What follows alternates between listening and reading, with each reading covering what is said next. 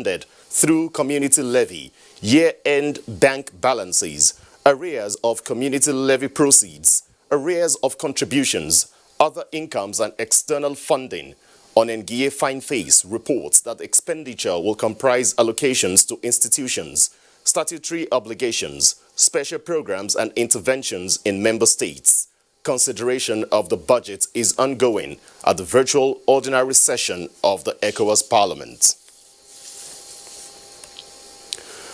The National Examinations Council, NECO, has released the results for the 2020 School-Based Senior Secondary School Certificate Examination, with 73.89% of the candidates obtaining 5 credits and above, including English language and mathematics.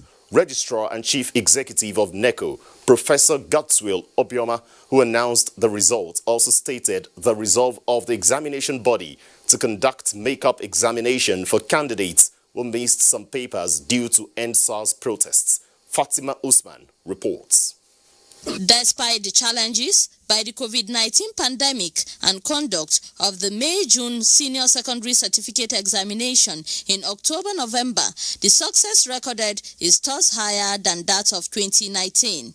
Number of candidates who made 5 credits and above, including English language and mathematics, is 894,101, representing 73.89%.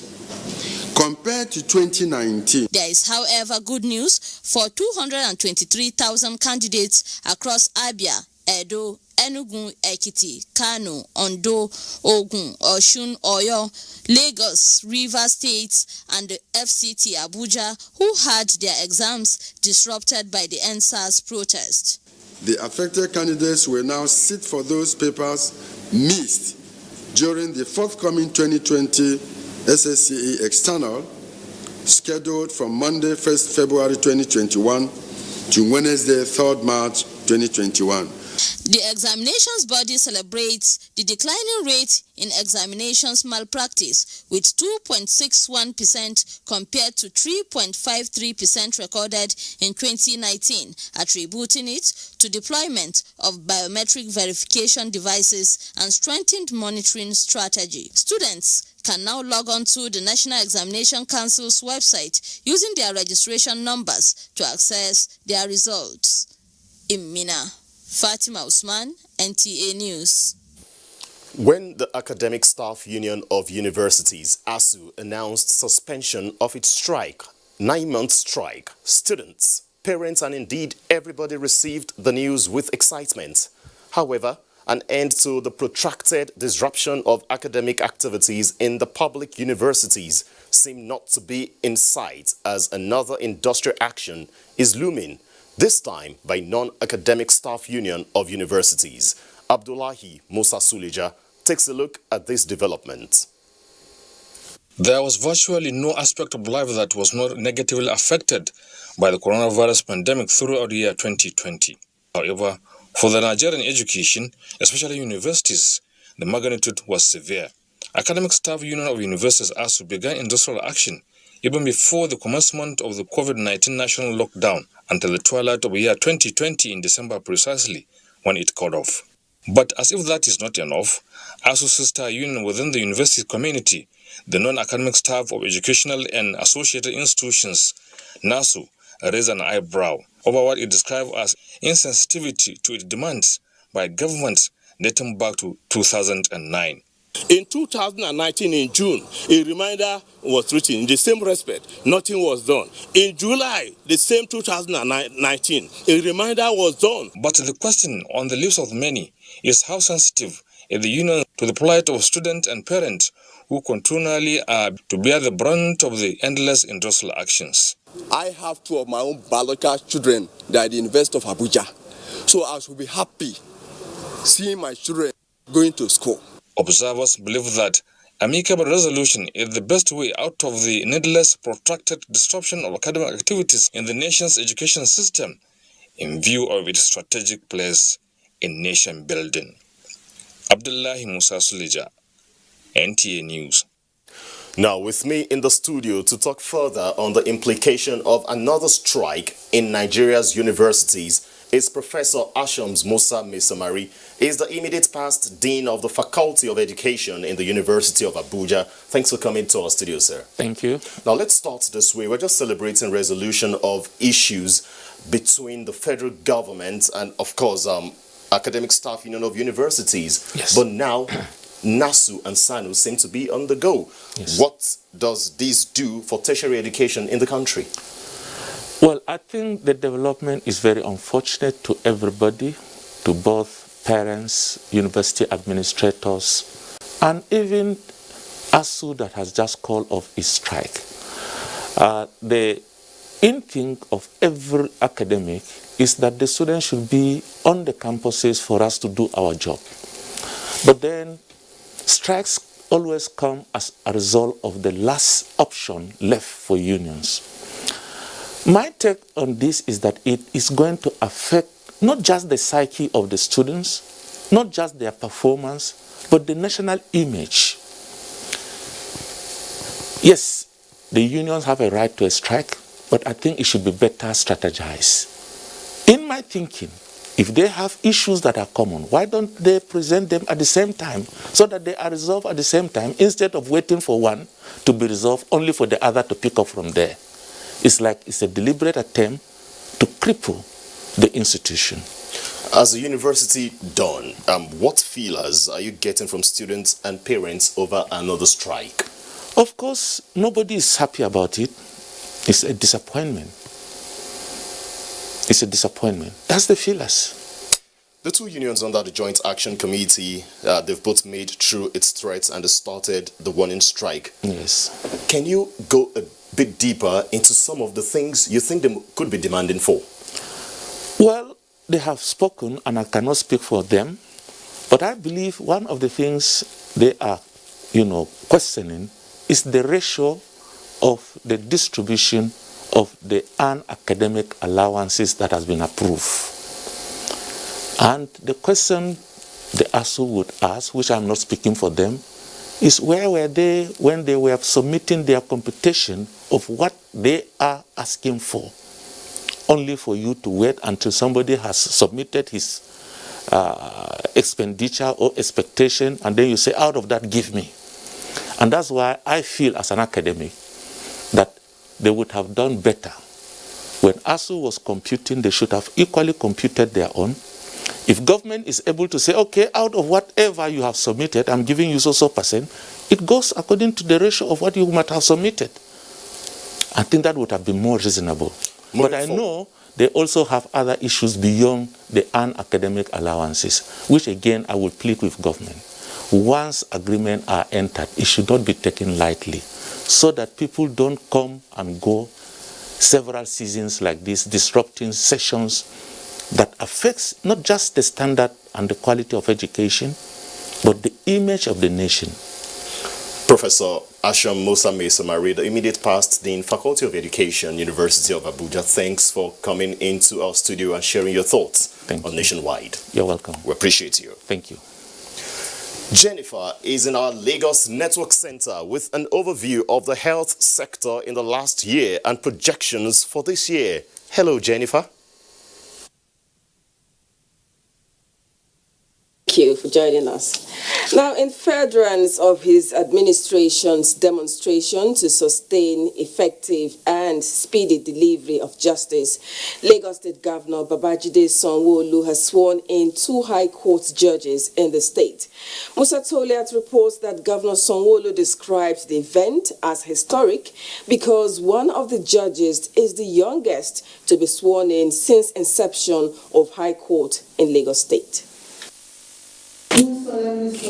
Administration of oath on the newly appointed High Court judges sets the tone for the event of the day. The swearing-in of 40-year-old Honourable Justice Ramon Adeshola Oshodi has been described as a positive development capable of revitalizing the judiciary arm of government in Lagos State. Justice Oshodi, who started his legal career in 2007, has served the state and country in various capacities, including his involvement in the enforcement of contract reform initiatives on the ease of doing business in Nigeria. He was also instrumental in the development of framework for the practice and procedure of the Small Claims Court in Lagos State in 2018. Honourable Justice Olubukola Florence Aibohevo started her career in Edo State as a senior magistrate grade 2 in 2005. Until her appointment, Justice Aibohevo was the head deputy sheriff department in Lagos Division in May 2020, before she was later appointed deputy chief registrar, special duties, Lagos Division. By the grace of God, myself and my learned brother will administer justice in Lagos State with integrity, with uprightness, without fear or favor. I will be working with you to ensure that all you require, you get it very, very quickly. And all of the promises we gave you last year, we're fully aware of it and will not shy away from this responsibility. The High Court of Lagos State has never witnessed the appointment of judges below the age of 50 years. In Lagos, Musa Tolian, NTA News. And on health, with COVID-19 still ravaging the world, medical experts insist continuous strengthening of the health sector is necessary to contain the fast-spreading unseen enemy. In this report, Hingino John Adams tells us how the sector fared in 2020 and prospects for 2021. The year 2020 came with an unforgettable challenge, the coronavirus pandemic. This affected almost all sectors globally, but the impact was felt more in the delivery of healthcare services. The pandemic made key players in the health sector, like Dr. Muina Forora, to redouble their efforts towards contributing positively to the delivery of qualitative healthcare services through research on COVID-19 and innovations that will help in containing the virus. We also started working on formulating an RNA extraction kit. We tested that as well, and it already works. The institute was able to identify or detect COVID-19 using the RNA extraction kit for RNA extraction. Humanity witnessed a roller coaster ride through 2020. The challenges did not hinder some achievements in the Nigerian health sector, like the country being certified polio-free in August by the World Health Organization. COVID came and we were able to do our best to tame the scourge, and I think we did reasonably well within the available resources. 2021 is here, and many are hoping that the sector will consolidate on its achievements. If you study the budget for 2021, you'll see the great amount of money that federal government is pumping into revamping our institutions. For this, we are grateful. We need to strengthen our primary health care system. We need to look inward, strengthen our supply chain management, work on our essential services, look at solutions and interventions in the context of our African situation. As Nigerians reminisce about 2020 and hope for a smooth 2021, medical experts are still advocating compliance with COVID-19 preventive protocols. In Lagos, Hingino John Adams, NTA News. Time for a break. Ayodeji Makinde will continue in Abuja afterwards. Stay tuned.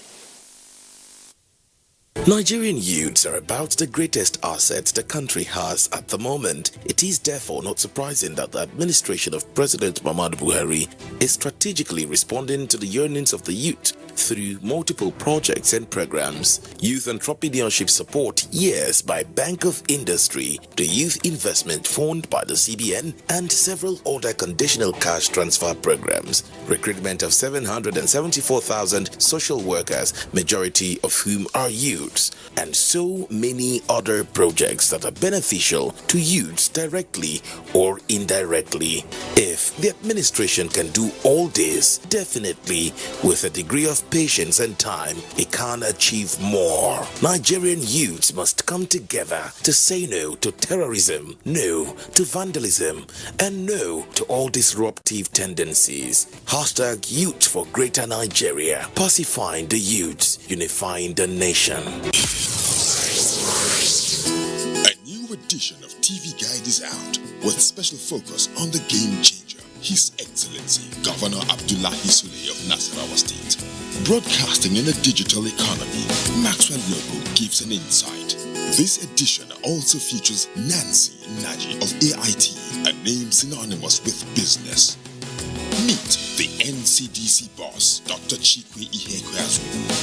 TV Guide, your indispensable companion, also x-rays the relevance of social media in the modern society. Meet some TV professionals who have impacted their spaces and other inspiring stories in sports, entertainment, and lots more. Grab a copy at the vendor near you or NTA stations nationwide. TV Guide, your indispensable companion.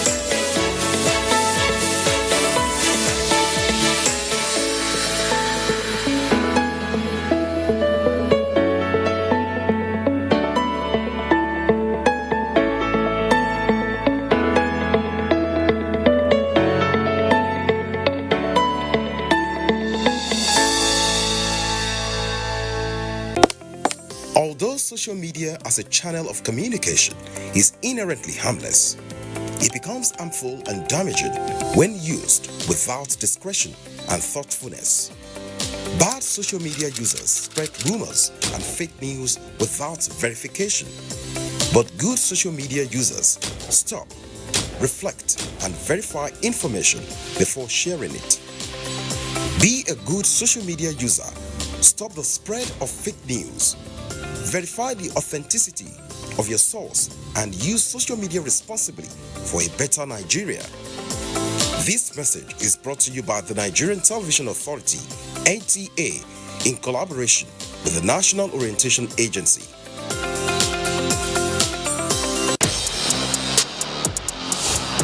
Dropping 2 points from a winning position last week, Wolverhampton Wanderers will be excited to welcome struggling West Bromwich Albion to the Molineux Stadium. Will West Brom prove an easy 3 points? Find out as Wolverhampton Wanderers take on West Bromwich Albion on the Premier League Live, showing on the NTA network from 1 p.m. this Saturday. The Premier League Live is brought to you by Axis Bank, Babai Jebu, Lipton, and Close Up, in association with Gold.com.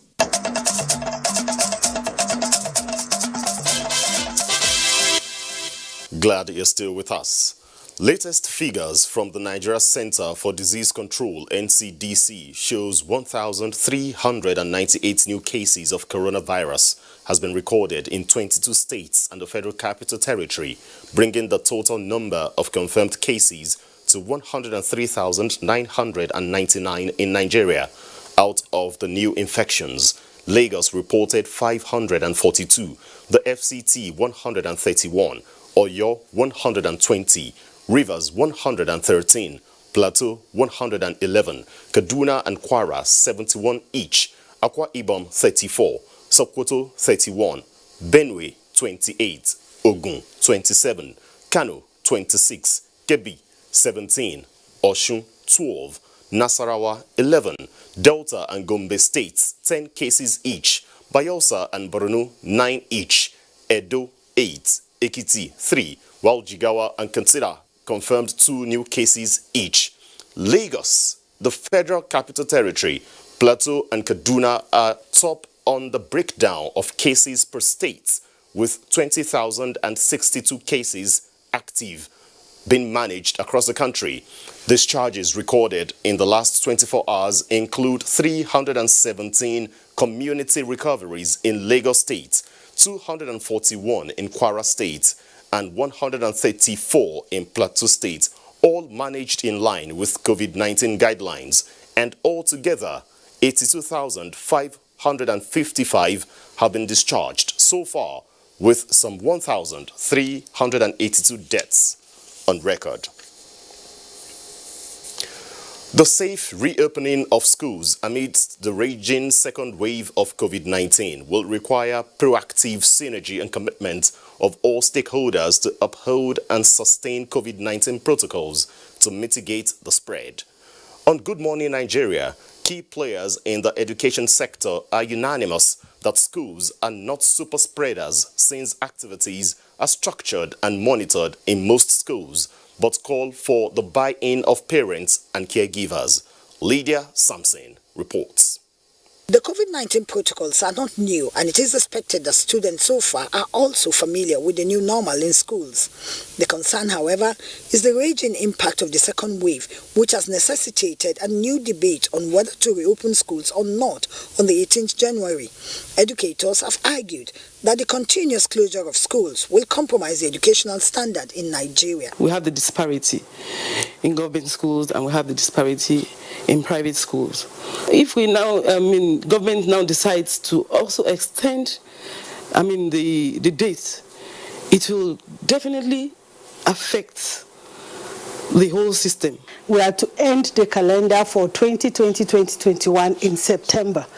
The only thing that is different there with other sessions is that duration of the holidays are reduced. They said with the already disjointed academic calendar, as well as the cost of data and smartphones mitigating proper e-learning, there is need to blend face-to-face interaction with online learning. We have covered over, in fact, the second and the third term, and they were able even to send some exams material to students to now test to see if we are communicating with the students using the TV, the radio, and the Google Classrooms that we've been using. We are appealing for unlimited internet access, that does not get capped at a reduced rate for, the schools and then, the children too.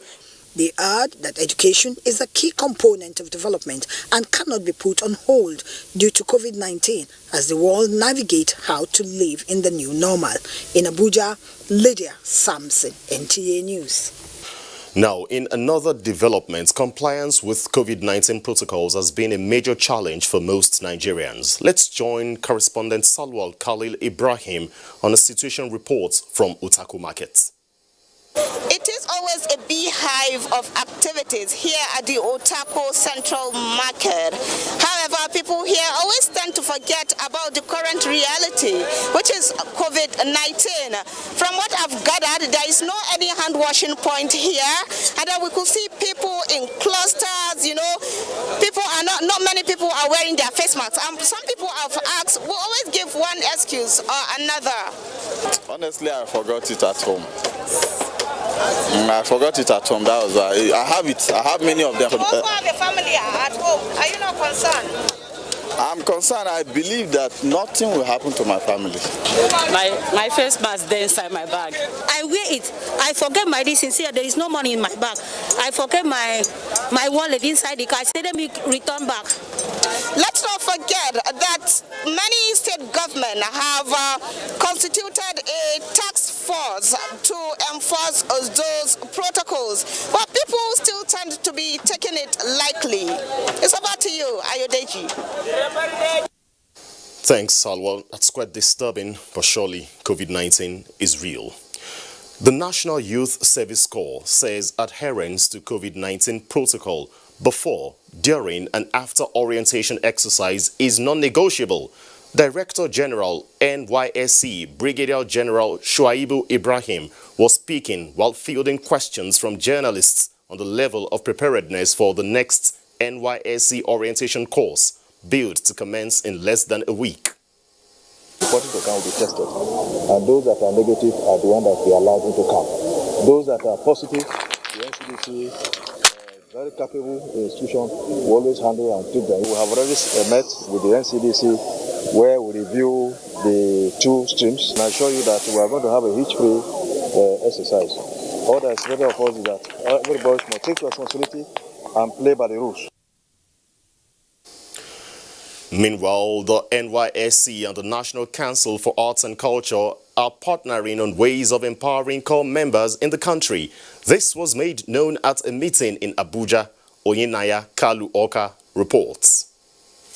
The National Council for Arts and Culture and the National Youth Service Corps share similar mandates to foster national integration in the country. At the meeting, the Director General NCAC, Olubukola, said it is necessary for both organizations to work together. Emphasizing the need for skill acquisitions for the youth, the DG noted that the council has trained more than 2,000 Nigerians in 4 states on different skills. Our youth involved in drug, sex party, cross-dressing, etc.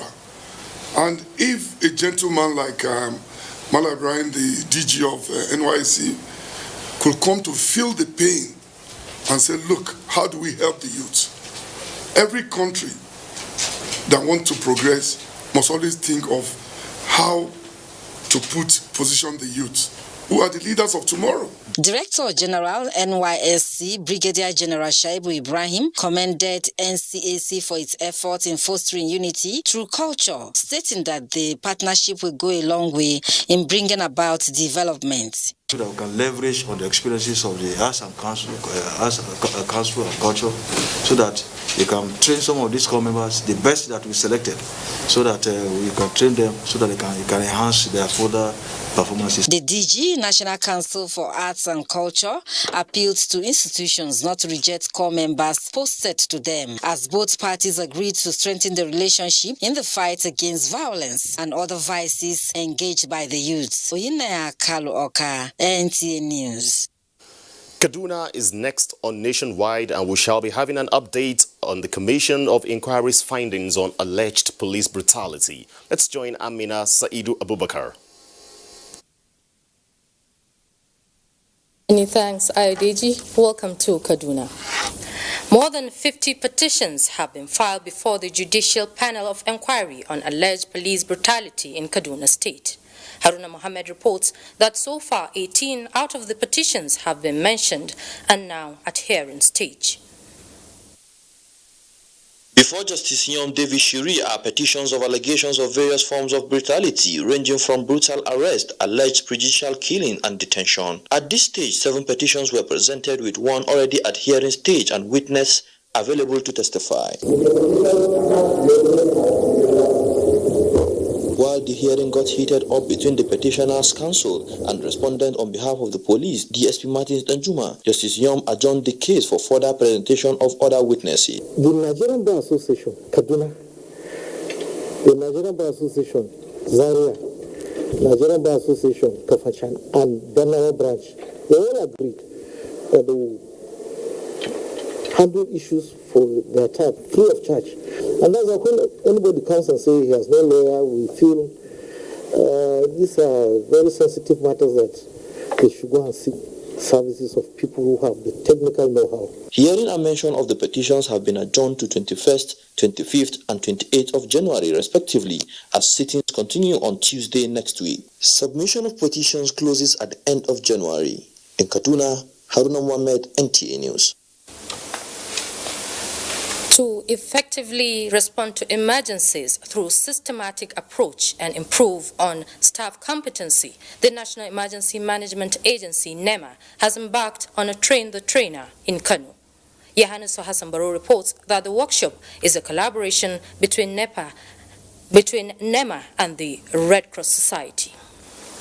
Organized under the COVID-19 protocols, the training is aimed at acquainting the staff of the Commission with first-hand information on how to effectively respond to emergencies, as demonstrated by the trainers for better understanding. Director General of the Commission, AVM Muhammadu Alhaji Muhammad, retired, says the training, which is in line with the policy and guidelines of the agency, also engage officials of the Red Cross to cross-fertilize ideas on how to manage emergencies without fear and confusion. To have a robust working staff,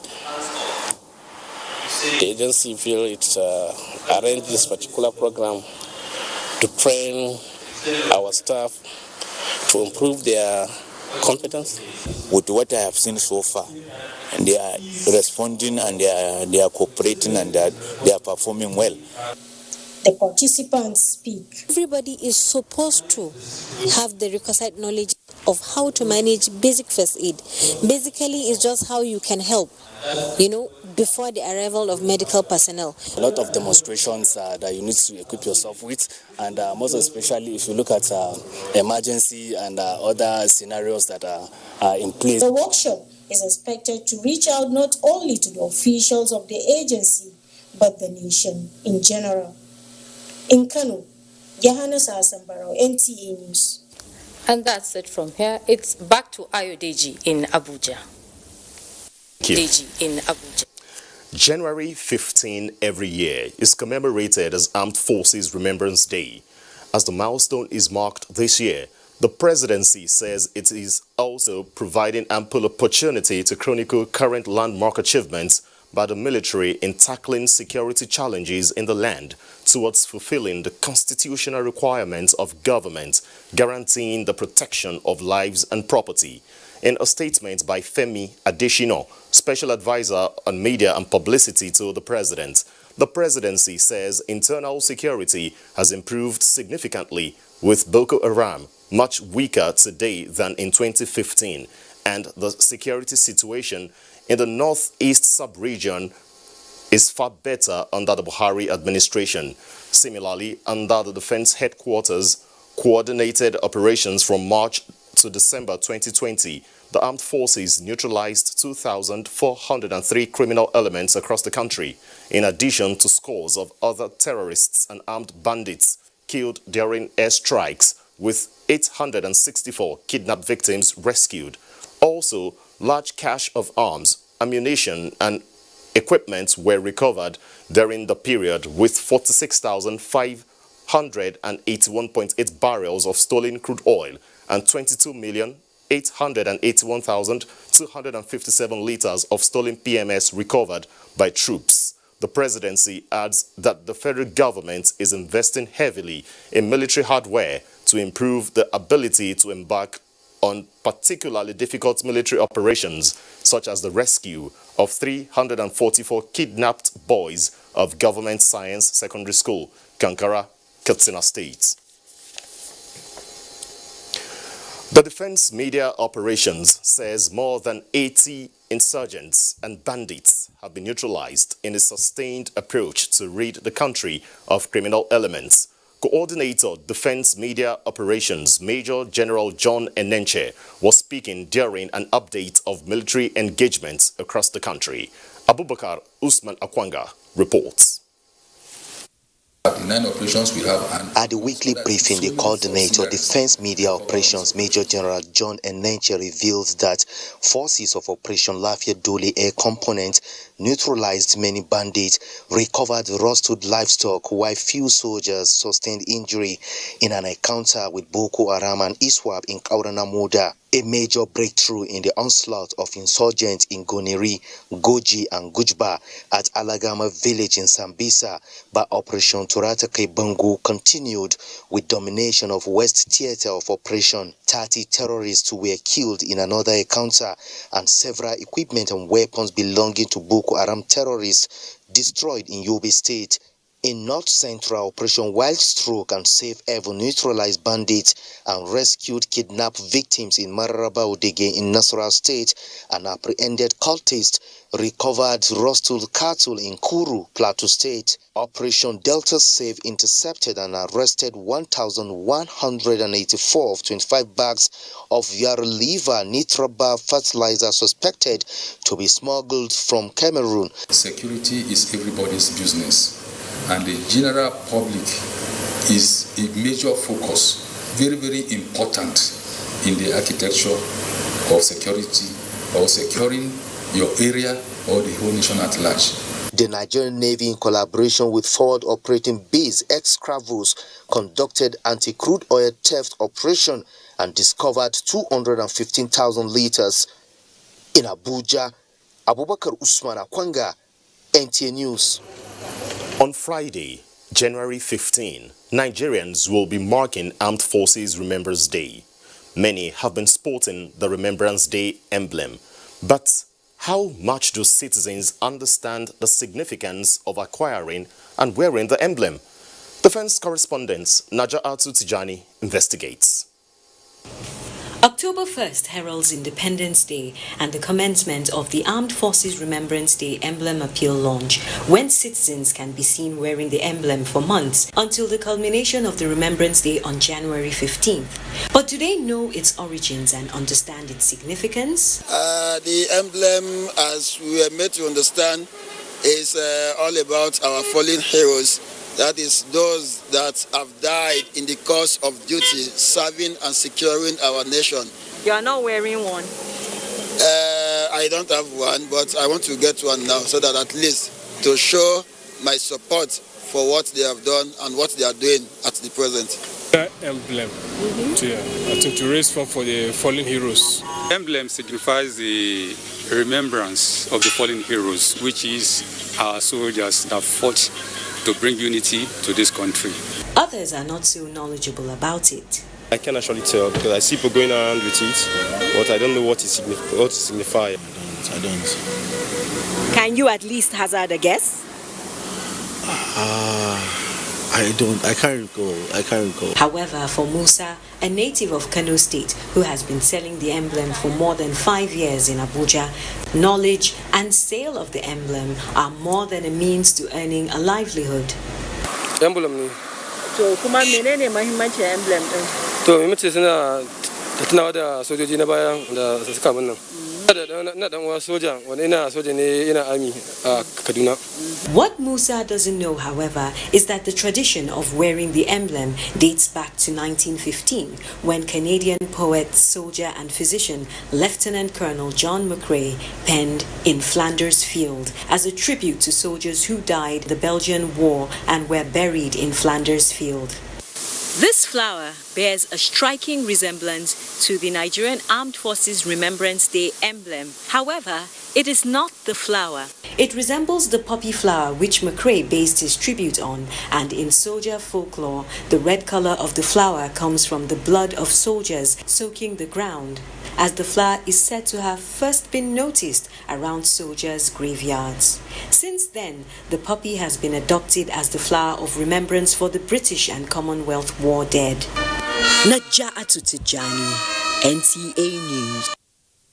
And still with Naja'atu Tijani, because I understand she's standing by with details of preparations for the wreath-laying ceremony at Eagle Square on Friday, January 15. Preparations are well underway to ensure that this area where the monument commemorating the unknown soldier is in tip-top shape for the president and other dignitaries to lay the wreath. Those canopies that you have here, there are canopies that take 50, but we are going to take 50 off, and it will be given 25 in each of the canopies instead of the 50, so that you can give that social distancing.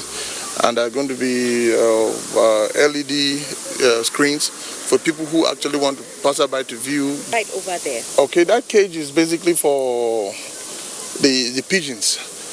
You know, pigeon signifies peace, where the president is expected to open that cage for the pigeons to fly around, show a peaceful environment within the city.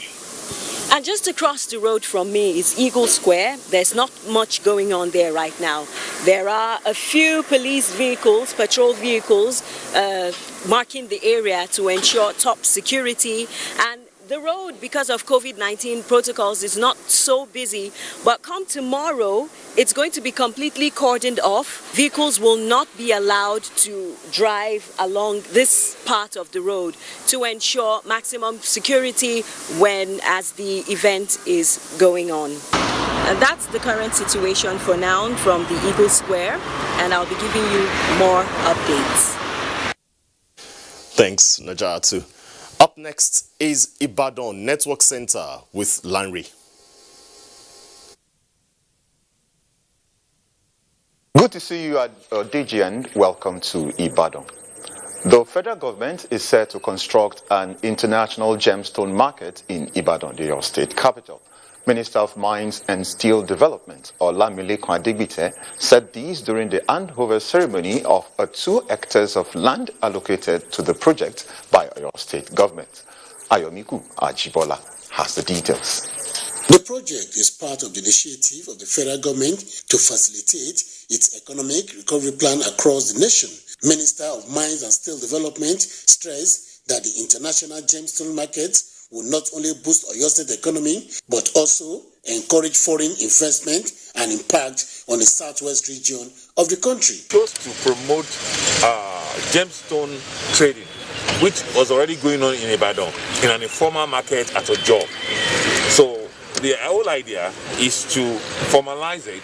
It's an international market, and of course enhance the trade that goes on there. Oyo State Commissioner for Energy and Mineral Resources said the state has embarked on measures to enhance the development of a solid mineral sector and position the state to benefit maximally from the opportunity available in the sector. His Excellency Engineer Seyi Makinde has always maintained that he wants to diversify the economy of Oyo State and that mineral resources was going to play a significant role. Minister in September 2020 visited Governor Seyi Makinde and solicited the support of the Oyo State government in developing the mining sector.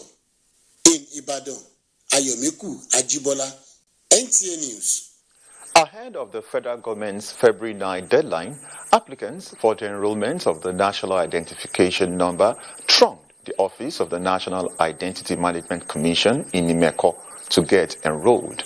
Tokwe Halabi has a situation report.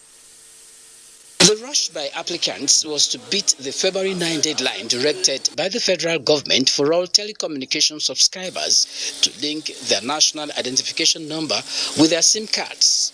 I have been coming since last week before I got it done this week. They are calling some names and then they call us and they told us that we have to put down our name and come back on 1st of February.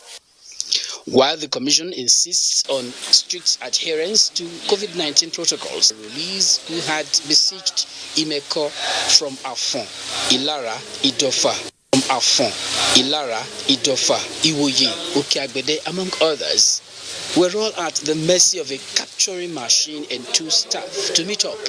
That is unfortunate. They have to give you at least more than 5 so that you will be able to attend to people in Mekwafon. One system is not enough for this local government. It is very, very disturbing enough. They need at least 2 or more. With the only available system being used to enroll people for the NIN here in Imekwafon, 10,000 people have so far been enrolled out of the 82,217 population of the area. From Imekwafon, Tokwe Alabi, NTA News. We apologize for freezing pictures in their reports. We now go on break. Nationwide continues with Abubakar in Maiduguri. Life can be very eventful. We curiously expect things to happen, even when we don't know what. Our human nature makes us like and repost lots of information. Some are unverified, inciting anger and hate. Sometimes innocently, other times the urge to break it first. This, in most cases, has caused destruction in many nations.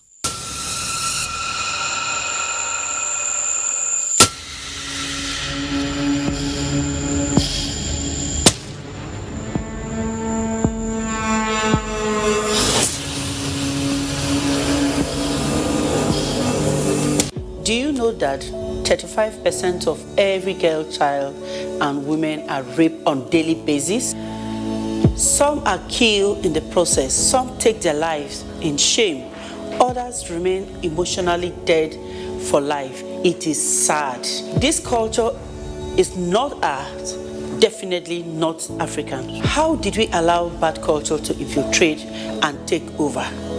Even if you lack fear for the law, what of fear of God? And you, why do you cover up rape acts when it happens? Remember, a problem shared is a problem half solved. Never cover any rape act because a rapist is a murderer. It could be you or your loved ones next. Women must be treated like the prize gem they are. Say no to rape.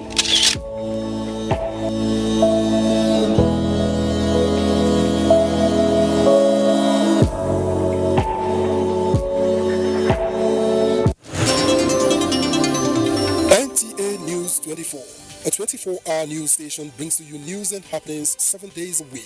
News at 10 a.m., news update at 11 and 1 p.m. News desk at 3 p.m. and 6 p.m. and late evening news at 11 p.m. Follow us on any of our platforms and keep abreast of events and current affairs within and outside our shores. We are on DSTV channel 419, GoTV channel 46, Star Times channel 101 and Free TV channel 703.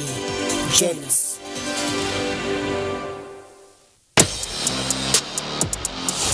After dropping 2 points from a winning position last week, Wolverhampton Wanderers will be excited to welcome struggling West Bromwich Albion to the Molineux Stadium.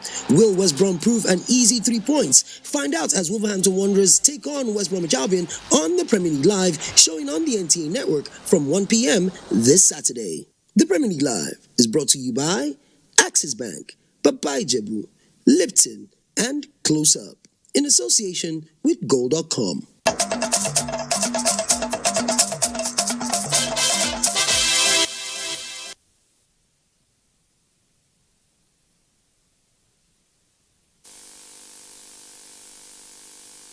And your 2 weeks training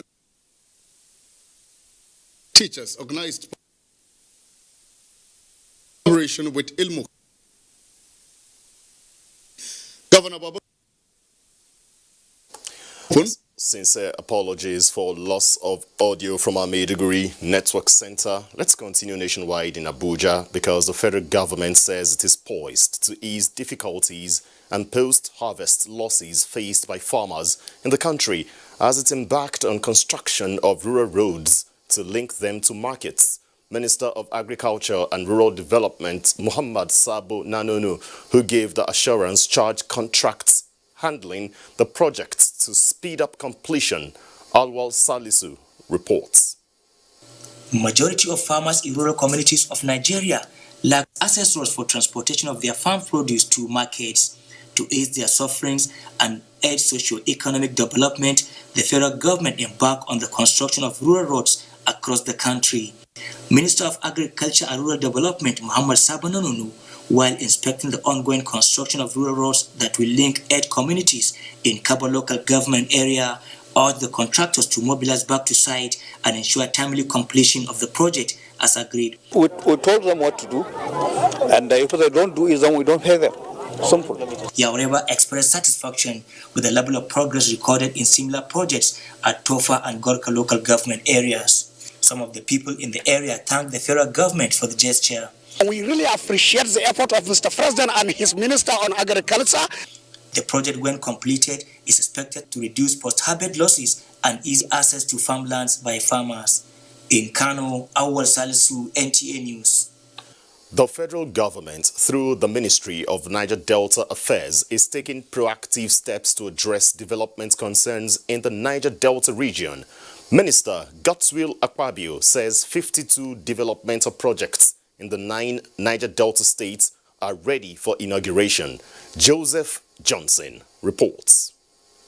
New Year, new resolutions. Same could be used to describe the thrust of this meeting as the Minister of Niger Delta Affairs, Godswill Akpabio, resets the modus operandi in addressing the plethora of issues confronting the region. Our first major year was 2020, and so we have worked assiduously hard to see how we can accomplish and also complete most of the ongoing projects that we made. Some of them started as far back as 2011, some 2012. We are quite satisfied that despite the difficulties of the year 2020, particularly with the COVID-19 pandemic, the different lockdowns and all, that the ministry live up to expectations. The essence for the review of the year 2020, they say, is to ensure that things are done differently in 2021. There was impunity. The management of NDDC did not believe that they have to be accountable to anybody. The timelines are set. The question now is, how soon will the issues begin to change with the newly adopted approach? Well, the activities hereafter will tell. Joseph Johnson, NTA News.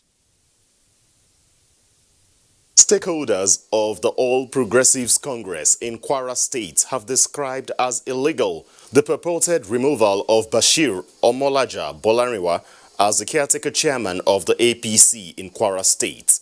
While addressing journalists at the party's national secretariat in Abuja, leader of the group, Akogun Oyedepo, appealed to the leaders of the party to reconsider the decision in the interests of the party in Kwara State. Salihu Abdullahi Gwanara reports.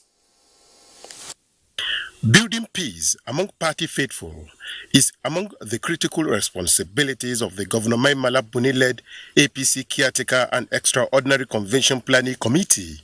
The committee's purported removal of Kwara State Caretaker Chairman of the party and the subsequent engagement with these critical stakeholders informed this briefing, where they made their position clear. The Secretary of the National Caretaker Committee told us that the chairman is said to have been removed on the complaint of the Governor of Kwara State.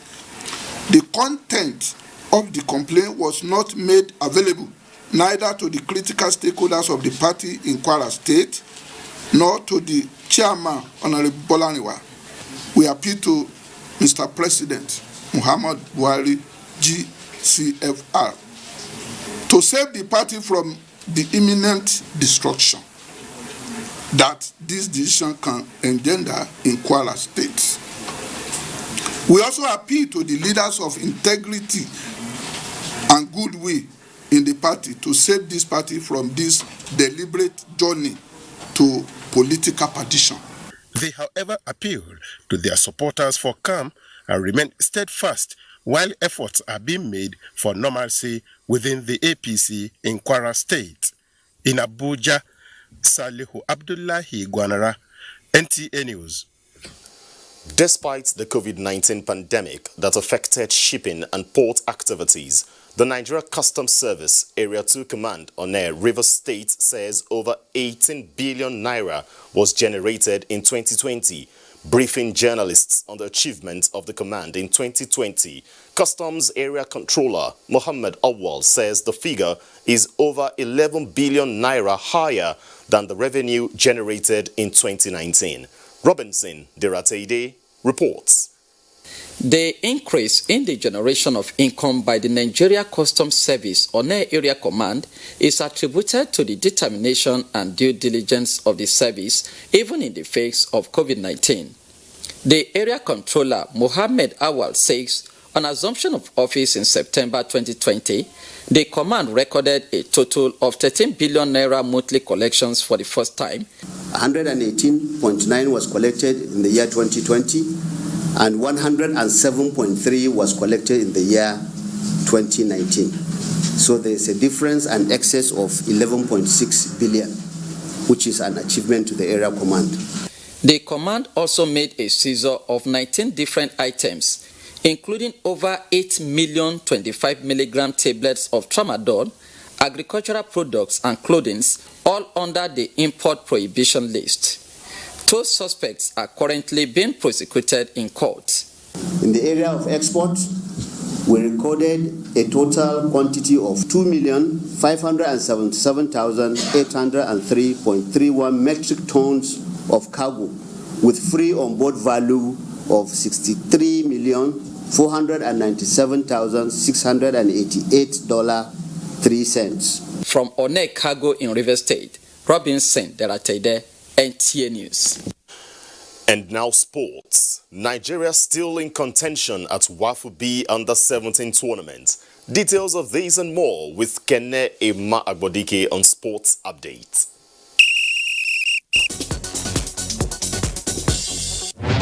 The ongoing WAFU B Under-17 Cup tournament enters semi-finals on Friday with Nigeria's Golden Eaglet set to take on Burkina Faso at the Stade Gegué, Lomé, Togo at 6 p.m. Recall that the Golden Eaglets were handed a lifeline following Côte d'Ivoire's 3-1 defeat of Black Starlets of Ghana. Meanwhile, the Baby Elephants of Côte d'Ivoire will face Niger Republic in the other semi-final fixture same Friday at 8 p.m. Winners of the semi-finals will battle for the diadem on Wednesday next week at the Stade Gegué and also qualify for the CAF Under-17 Cup of Nations built for March 13 to 31 in Morocco. Still on football, Mauricio Pochettino won the first trophy of his managerial career as Paris Saint-Germain beat Olympique Marseille 2-1 to win the Trophy de Champion in Lens in his third game in charge after being appointed earlier this month. The victory continues PSG's dominance of French football, winning 19 of their past 20 finals in domestic cups and now Trophy de Champions for the 8th year in a row. And in tennis, former world number 1 Andy Murray's participation at the Australian Open is in doubt after the Briton tested positive for coronavirus.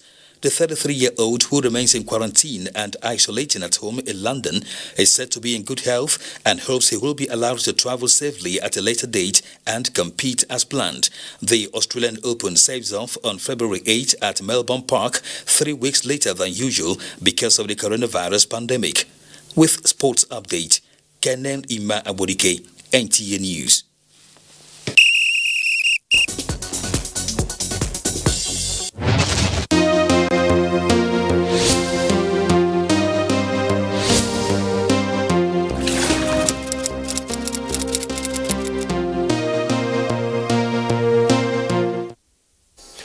And sports rounds off nationwide from Abuja today. I'm Ayodeji Makinde. Enjoy the rest of your evening.